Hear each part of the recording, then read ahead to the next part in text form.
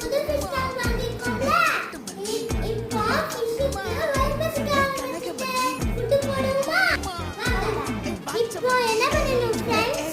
நம்ம இப்போ fish tank-ஓட மேல இருக்க மூடியை திறக்கணும். எப்படி திறக்கலாம் பாப்போமா? இப்படி திறக்கணும். இதுக்குன்னா இப்போ fish போட ஃபுட் ஃபுல்லா போடக்கூடாது. கொஞ்சம் போடணும். நான் ஃபுட் போடணுமா? எல்லா ஃபிஷ்ஷும் எப்படி இருக்குன்னு நிக்குது பாருங்க. ஃபுட் போடலாமா? ஒரே பக்கம் போடலாம். ஃபுட் எப்படி சாப்பிடுறது